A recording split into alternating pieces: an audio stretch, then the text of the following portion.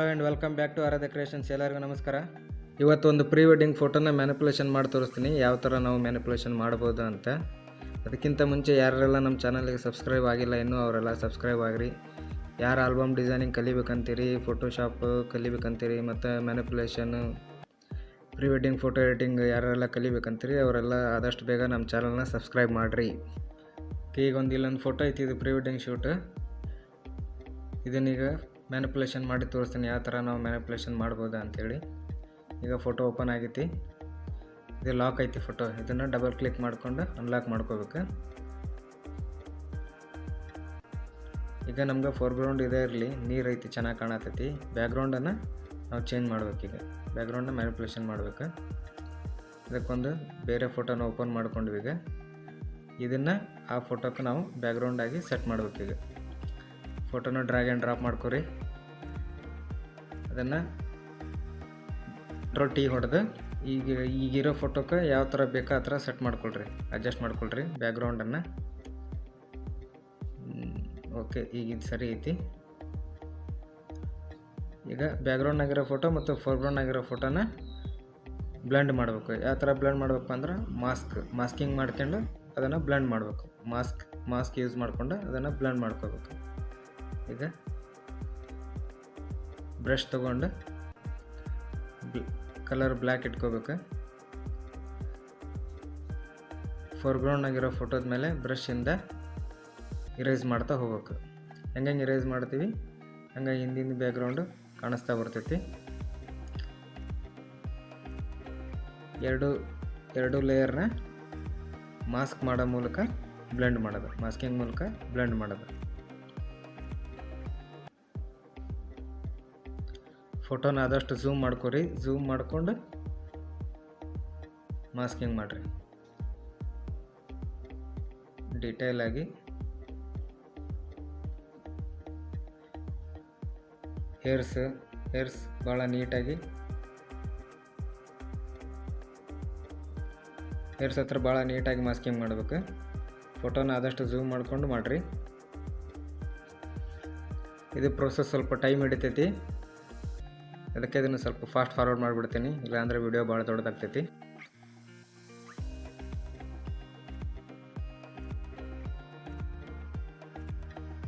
ನೋಡ್ರಿ, ಈಗ mask use ಮಾಡ್ಕೊಂಡು 2 ಲೇಯರ್ನ ಬ್ಲೆಂಡ್ ಮಾಡೀವಿ. ಈಗ ಅವು ಎರಡು ಬೇರೆ ಬೇರೆ ಲೇಯರ್ ಅಂತ ನಮ್ಗೆ ಅನ್ಸಾತಿಲ್ಲ, ಎರಡು ಒಂದೇ ಲೇಯರನ ಇದೊಂದು ಅಂತ ಅನ್ಸಾತವೆ. ಬ್ಯಾಕ್ಗ್ರೌಂಡ್ ಲೇಯರ್ನ ಸ್ವಲ್ಪ ಬ್ಲರ್ ಮಾಡೋಣ. ಬ್ಲರ್ ಮಾಡೋಕೆ ಏನು ಮಾಡ್ಬೇಕು, ಫಿಲ್ಟ್ರಿಗೆ ಹೋಗ್ರಿ. ಫಿಲ್ಟರ್ನಾಗ ಬ್ಲರ್ ಒಳಗೆ ಗಾಷಿಯನ್ ಬ್ಲರ್ ತಗೋ. ರೇಡಿಯಸ್ನ ನಿಮ್ಗೆ ಎಷ್ಟು ಬೇಕೋ ಅಷ್ಟು ಸೆಟ್ ಮಾಡ್ಕೊಳ್ರಿ. ಈ ಫೋಟೋಕ್ಕೆ ನಾನು ಇಟ್ಕೊತೀನಿ. ಓಕೆ, ನೋಡ್ರಿ, ಈಗ ಬ್ಯಾಕ್ಗ್ರೌಂಡ್ ಲೇಯರ್ ಬ್ಲರ್ ಆಗೈತಿ. ಬ್ಯಾಕ್ಗ್ರೌಂಡ್ ಲೇಯರ್ ಬ್ಲರ್ ಮಾಡಿದ್ಮೇಲೆ ಒಂದು ಸಲ ಫೋಟೋನ ಝೂಮ್ ಮಾಡಿ ಚೆಕ್ ಮಾಡ್ಕೊಳ್ರಿ. ನಾವು ಫೋಟೋನ ಮಾಸ್ಕ್ ಮಾಡಿದ್ದೆ ಎಲ್ಲರ ಎದ್ದು ಕಾಣ್ತೈತನ, ಫೋಟೋ ಡಿಫ್ರೆನ್ಸ್ ಕಾಣ್ತೈತನ ಒಂದಕ್ಕೊಂದು ಅಂಥೇಳಿ ಝೂಮ್ ಮಾಡಿಕೊಂಡು ಹಂಗೇನಾರು ಡಿಫ್ರೆನ್ಸ್ ಇತ್ತಂದರೆ ಅದನ್ನು ಮೂವ್ ಟೂಲ್ನಾಗ ಅಡ್ಜಸ್ಟ್ ಮಾಡ್ಕೊಂಡು ಸರಿ ಮಾಡ್ಕೊರಿ. ಇಲ್ಲ ಅಂದ್ರೆ ಸಾಧ್ಯ ಆದರೆ ಇನ್ನೊಂದು ಸ್ವಲ್ಪ ಎಲ್ಲರ ಮಾಸ್ಕಿಂಗ್ ಅವಶ್ಯಕತೆ ಐತಂದ್ರೆ ಮಾಸ್ಕ್ ಮಾಡಿಕೊಡ್ರಿ.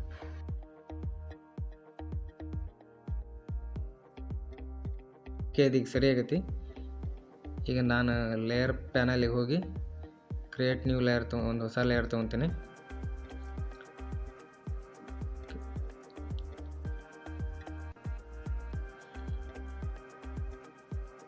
ಈಗ ಬ್ರಷ್ ಟೂಲ್ ತೊಗೊಂಡು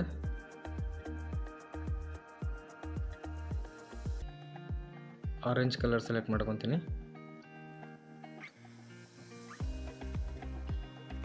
ಈಗ ಬ್ಯಾಕ್ಗ್ರೌಂಡ್ ಮೇಲೆ ಪೇಂಟ್ ಮಾಡ್ತೀನಿ.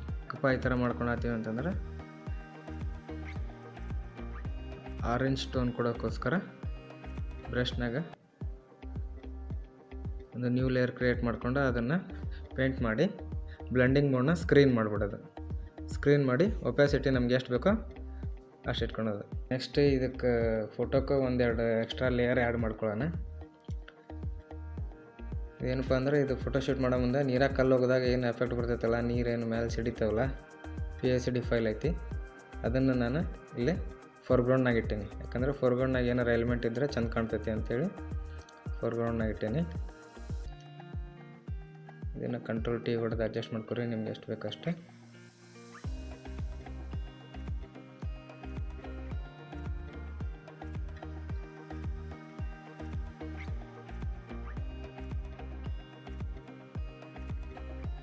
ಈಗ ನಮ್ಮ ಫೋಟೋದಾಗ ಫೋರ್ಗ್ರೌಂಡ್ನಾಗ ಸ್ವಲ್ಪ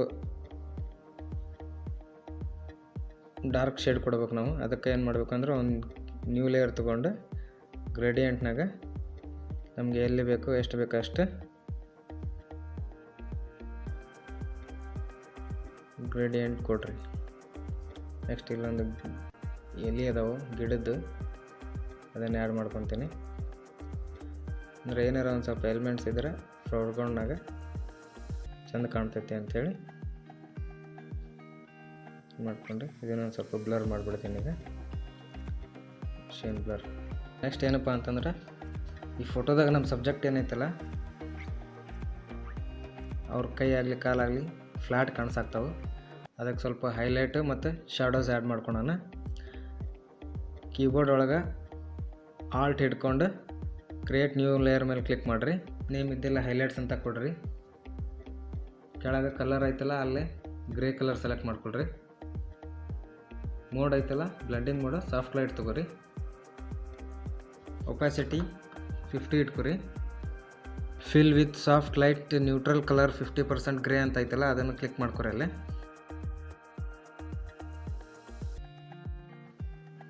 ಡಾಟ್ಸ್ ಟೂಲ್ ತೊಗೊಂಡು ನಮಗೆ ಎಲ್ಲೆಲ್ಲಿ ಬೇಕೋ ಅಲ್ಲೇ ಪೇಂಟ್ ಮಾಡಿರಿ. ಇದು ಹೈಲೈಟ್ಸಿಗೆ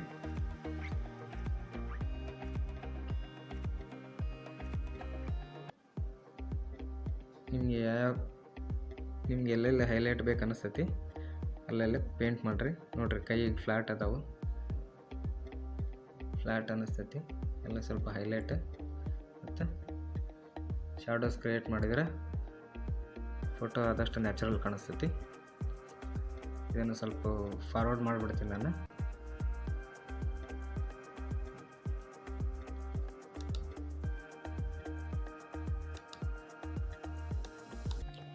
ನೆಕ್ಸ್ಟ್ ಇದೇ ತರಹ ಶಾಡೋಸ್ಗೆ ಮತ್ತೊಂದು ಸರಿ ಆಲ್ಟ್ ಹಿಡ್ಕೊಂಡು ನ್ಯೂ ಲೇಯರ್ ಕ್ಲಿಕ್ ಮಾಡ್ಕೊಳ್ರಿ. ಇಲ್ಲಿ ಈ ಸರಿ ಶಾಡೋಸ್ ಅಂತ ಕೊಡ್ರಿ. ಕಲರ್ ಗ್ರೇ ಕಲರ್ ಸೆಲೆಕ್ಟ್ ಮಾಡಿಕೊಡ್ರಿ. Blending mode soft light, opacity 50, fill with soft light neutral colour 50% grey ಐತೆ ಅದನ್ನು ಕ್ಲಿಕ್ ಮಾಡ್ಕೊರಲ್ಲೇ. ಬರ್ನ್ ಟೂಲ್ ತೊಗೊರಿ. ಆಗಲೇ ನಾವು ಹೈಲೈಟ್ಸ್ ಕ್ರಿಯೇಟ್ ಮಾಡಿದ್ವಿ, ಈಗ ಶಾಡೋಸ್ ಕ್ರಿಯೇಟ್ ಮಾಡ್ಬೇಕು. ನಿಮ್ಗೆ ಎಲ್ಲೆಲ್ಲೇ ಶಾಡೋಸ್ ಬೇಕು, ಎಲ್ಲೆಲ್ಲ ಹೈಲೈಟ್ ಬೇಕಾ ಅಲ್ಲೆಲ್ಲೇ ಬ್ರಷಲ್ಲೇ ಪೇಂಟ್ ಮಾಡಿರಿ.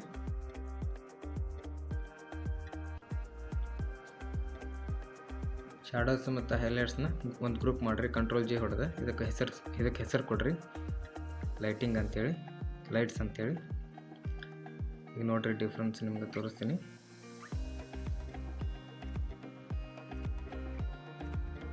ಲೈಟ್ಸ್ ನೋಡ್ರಿ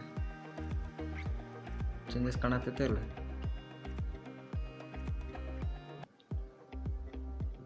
ಫೋಟೋ ಫ್ಲ್ಯಾಟ್ ಇರ್ತೈತಲ್ಲ ಅವಾಗ ನಾವು ಇದನ್ನು ಲೈಟ್ಸ್ ಆ್ಯಡ್ ಮಾಡಿ ಆದಷ್ಟು ನ್ಯಾಚುರಲ್ ಕಾಣಂಗೆ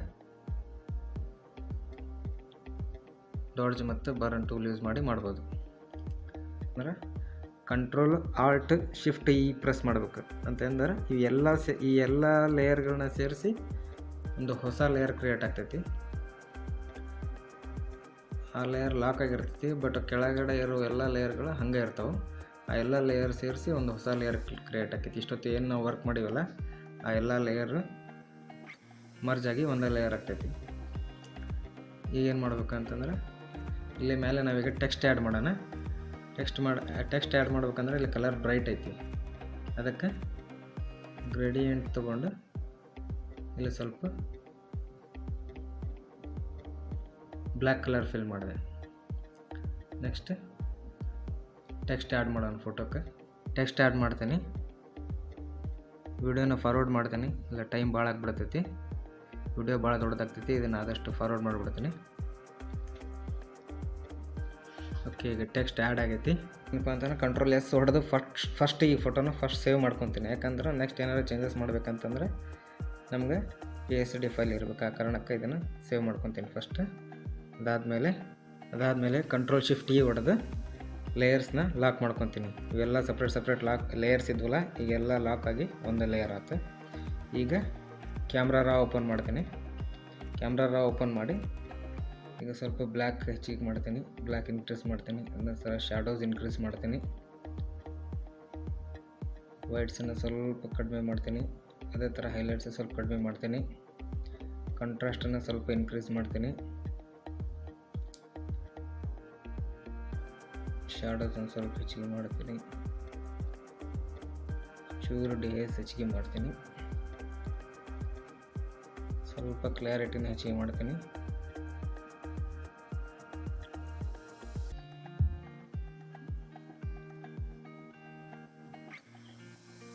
ಸ್ಯಾಚುರೇಷನ್ ಒಳಗೆ ಕಲರ್ಸ್ ಅಡ್ಜಸ್ಟ್ಮೆಂಟ್ ಒಳಗೆ ಸ್ಯಾಚುರೇಷನ್ ಒಳಗೆ ಸ್ವಲ್ಪ ಆರೆಂಜ್ ಕಡಿಮೆ ಮಾಡ್ತೀನಿ, ಚೂರು ಬ್ಲೂ ಕಡಿಮೆ ಮಾಡ್ತೀನಿ. ಎಫೆಕ್ಟ್ಸ್ ಒಳಗೆ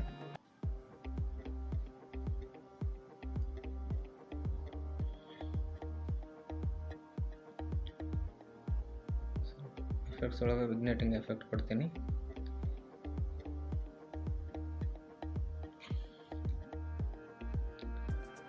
ನೋಡ್ರಿ, ಕ್ಯಾಮ್ರಾ ಫಿಲ್ಟರ್ ಅಪ್ಲೈ ಆಗ್ತೈತಿ ನೋಡ್ರಿ.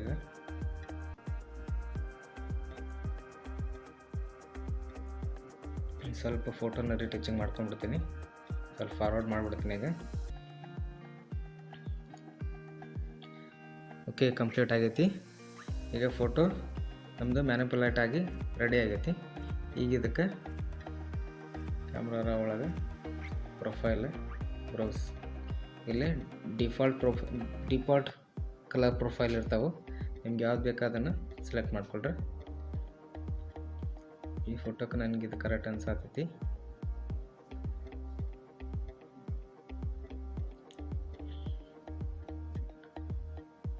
ಓಕೆ, ಇದರದ ಅಮೌಂಟನ್ನು 20, ಇದರ ಅಮೌಂಟನ್ನು ನಾನು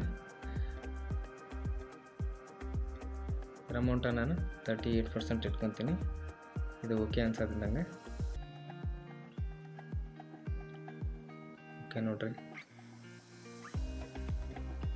ನಾವು ಗೋಲ್ಡನ್ ಅವರ್ ಫೋಟೋ ಶೂಟ್ ಮಾಡ್ತೀವಲ್ಲ, ಆ ಕಲರ್ ಎಫೆಕ್ಟ್ ಬಂದೈತಿ. ಈಗ ಸನ್ಸೆಟ್ ಟೈಮ್ನಾಗ, ಸನ್ರೈಸ್ ಟೈಮ್ನಾಗ ಫೋಟೋ ಶೂಟ್ ಮಾಡ್ತೀವಲ್ಲ, ಆ ಟೈಮ್ನಾಗ ಏನು ಕಲರ್ ಟೋನ್ ಬರ್ತೈತಲ್ಲ, ಆ ಟೋನ್ ಬಂದೈತಿ. ಇದು ನಮ್ಮದು ಬಿಫೋರ್ ಫೋಟೋ, ಇದು ಆಫ್ಟರ್. ಈ ವಿಡಿಯೋ ನಿಮ್ಗೆ ಇಷ್ಟ ಆಗಿದ್ರೆ ಲೈಕ್ ಮಾಡಿರಿ, ನಮ್ಮ ಚಾನಲ್ನ ಸಬ್ಸ್ಕ್ರೈಬ್ ಮಾಡಿರಿ. ಮತ್ತೆ ಮುಂದಿನ ವಿಡಿಯೋ ಸಿಗೋಣ.